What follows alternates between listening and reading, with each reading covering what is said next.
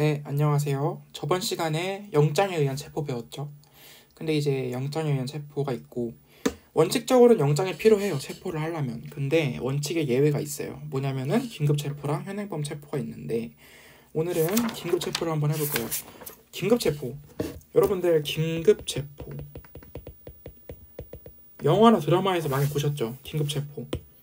당신을 뭐 이러이러한 이유로 긴급 체포합니다. 변호사를 선임할 수 있고 어쩌고저쩌고. 이런 게 긴급 체포인데 긴급 체포는 뭐냐? 첫 번째, 긴급을 요하는 경우. 두 번째, 중대한 범죄의 피의자를 체포영장 없이 체포하는 거. 오케이? 이게 긴급 체포입니다. 요건. 상식적으로 보세요. 긴급 체포는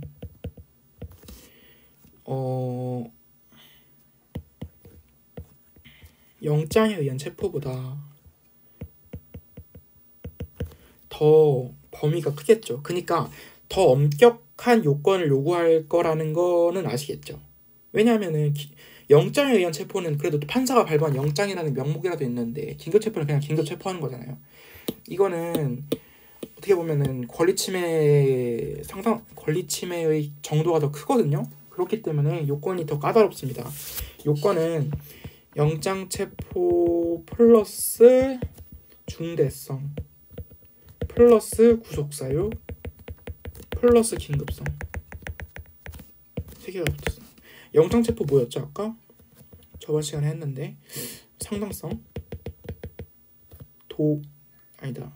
출석 요구 불응 우려 그리고 필요성. 이건 소극이죠. 여기 세 개에 이거 세 개가 더해진 겁니다. 이게 긴급 체포의 요건이에요. 그러니까 긴급 체포를 하려면 범죄 혐의의 상당성, 즉 이 사람이 범죄를 저질렀다라고 하는 객관적이고 구체적인 범죄 사실이 발견됐어야 되고 실체 진실이 발견됐어야 하고 출석 요구에 불응했거나 불응할 우려가 있어야 하고 이 사람이 도망갈 우려가 없다고 도망갈 우려가 있다고 판사가 판단해야 하고 범죄의 중대성 이 있어야 하고 구속사유. 구속사유는 뭐냐면 이거 이따 알려드릴게요. 구속사유가 있어야 하고 긴급성이 있어야 됩니다. 즉 6개의 조건이 필요한 거예요. 즉 범죄의 중대성. 이거 얼마나 중대해야 가능하냐. 뭐 그냥 어떻게 보면 폭행. 이것도 중대한 거 아닙니까? 뭐 폭행이 범죄 중대성에 해당하는지 아닌지는 제가 강론을 안 배워서 잘 모르겠는데 예를 들어서 노상방뇨도 어떻게 보면 중대한 거 아닌가? 이게 요건이 있어요. 기준이 있어요. 기준. 노상방뇨는 일반적으로 중대한 범죄라고 보지 않겠죠. 경범죄니까. 이런 것들은 뭐가 있냐? 사형, 무기징역 또는 장기 3년 이상의 징역이나 금고. 해당하는 범죄를 저질렀다고 의심할 만한 상당한 이유가 있어야 돼요. 이해되시나? 그러니까 이게 착각하면 안 되는 게 이 사람이 이러한 죄를 처벌을 받아야 된다는 게 아니고 이러한 죄에 해당하는 범죄를 저질렀다고 의심할 만한 상당한 이유가 있으면 체포할 수 있다는 거거든요. 이해되시나? 그리고 구속사유. 구속사유는 도망하거나 도망할 우려, 도망 우려 또는 증거인멸 우려. 이게 구속사유거든요. 그러니까 도망가거나 도망갈 우려가 있어야 되고요. 아니면은 증거인멸할 우려가 있어야 돼요. 네. 그리고 긴급성은요. 체포영장을 발부할 시간적 여유가 없을 때를 말하거든요. 예를 들어가지고 범죄자, 예를 들어서 신창원 같은 사람, 신창원 요즘 사람들은 신창원 요즘 애들은 신창원 모르던데 신창원을 발견했어요 경찰이. 신창원이 도망갈 수도 있잖아. 네? 잡아야 돼. 지금 도망가고 있네. 실제로 도망가고 있네. 내려가 잡아야겠죠. 잡았는데 영장 보여달라 그러면 어떡합니까? 그러면 안 되죠. 신창원이 도망가고 있는데 가가지고 잡았는데 영장 보여달라 하면 어이가 없으니까. 근데 그런 상황. 내가 지금 세포영장 발부받으러 가면 이 사람 도망가고 없겠다. 이런 사람이 긴급한 상황이고요. 그 다음에 긴급성의 판단 기준은 뭐냐? 기준이 없죠. 지금 시간적 여유라고 했는데 아니 뭐 시간적 여유라고 하는 거는 되게 주관적인 거 아니냐? 판단 기준은 일단 기본적으로 재량에 맡깁니다. 누구의 재량이냐? 수사기관.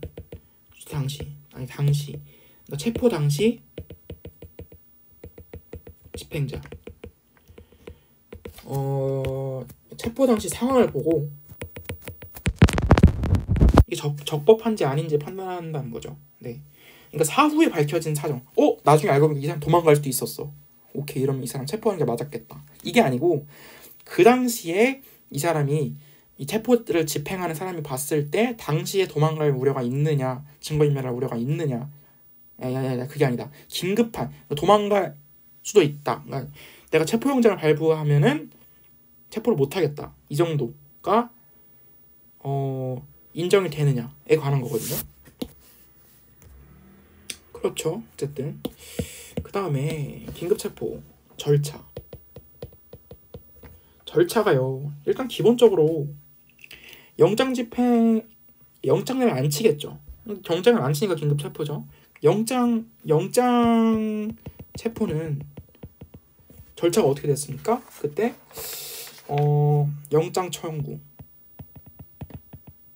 발부하고 집행 이거였죠. 그 다음에 압수수색 이런 건 나중에 부가적인 거니까 이게 기본적인 영장 체포인데 긴급체포는 영장 청구 발부할 필요 없겠죠. 그럼 뭐냐? 바로 그냥 집행합니다. 집행하고 긴급체포서 쓰는 거예요.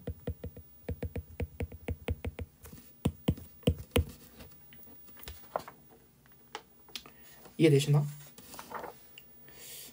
긴급체포는 어떻게 하냐면 방법. 긴급체포 방법. 이거는 검사가 할 수도 있고요. 사경이 할 수도 있어요. 사경은 사법경찰관입니다. 검사 또는 사법경찰관은 피의자에게 긴급체포의 사유를 알려야 돼요. 체포. 그리고 피의자를 체포할 때는 첫 번째 피의 사실의 요지, 두 번째 체포의 이유, 세 번째 변호인 선임 가능, 변호인 선임권, 그리고 변명할 기회. 이거 4개를 필요로 합니다. 이 미란다 원칙. 그러니까 한마디로 미란다 원칙 고지해야 된다는 거예요. 긴급 체포할 때도. 그리고 이후에 긴급 체포를 했는데 보세요. 긴급 체포를 했는데 데려와 보니까 영장이 없네. 어떻게 하나? 긴급 체포서를 씁니다. 긴급 체포서. 이게 뭐냐면은 검사가 쓰거나 사경이 씁니다. 지체 없이 즉시 써야 돼요. 즉시.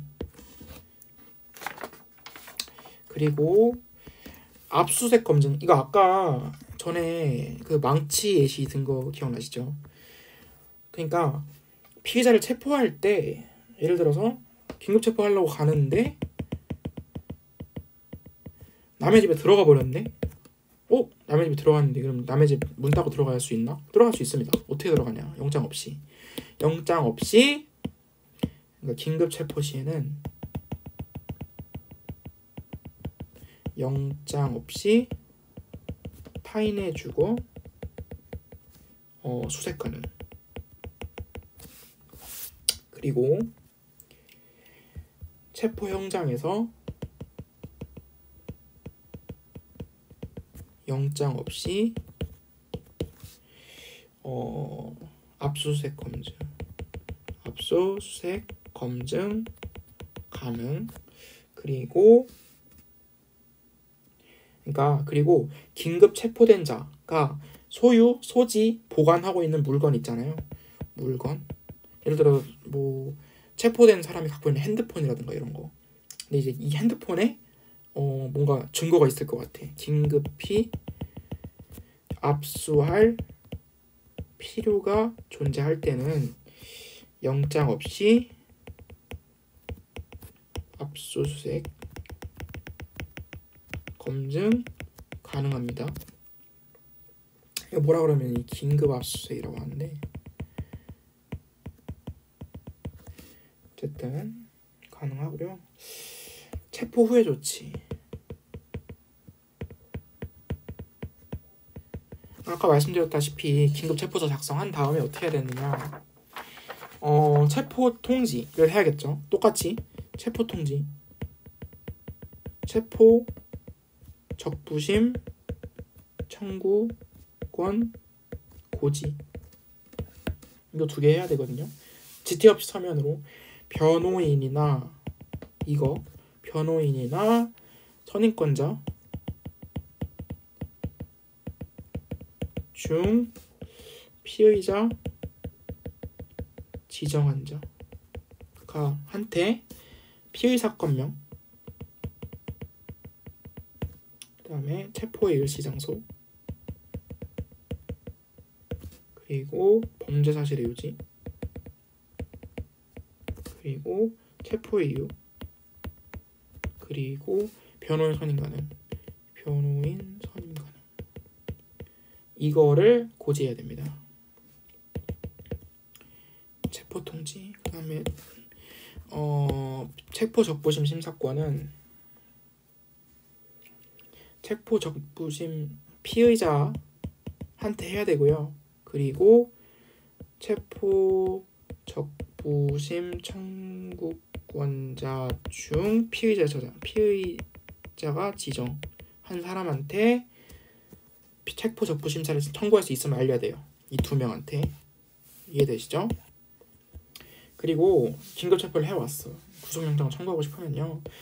구속영장 청구는 48시간 이내 청구. 발부 꼭 받아야 되는 거 아닙니다. 청구만 해도 돼요. 그리고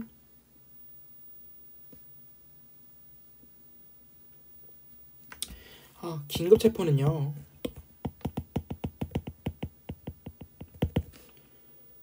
다시 체포 못해요. 다시 긴급 체포 못해요. 그러니까 제 긴급 체포는 제한. 영장 필요해요. 동일한 범죄 사실에 관해서. 동일한 범죄 사실에 대해서 긴급 체포했는데 풀어줬다가 다시 긴급 체포할 수는 없다는 거죠. 그리고 긴급 체포의 통제.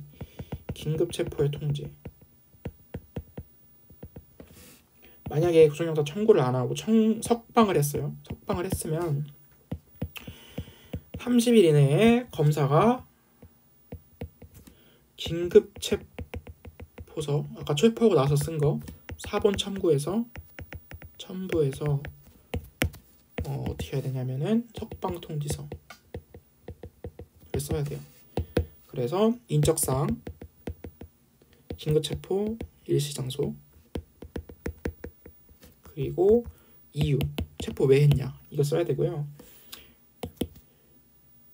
그래서 이거 기재해가지고 법원에 통지해야 돼요. 법원에 통지. 그리고 검사한테 사법경찰관이 석방을 했으면요. 검사한테 보고를 해야 돼요. 그리고 이 석방된 사람 그리고 변호인은 이거 법원에 통지한 거 있죠? 이거 열람할 수 있습니다. 그 정도 하면 될 것 같고 네, 수고하셨습니다.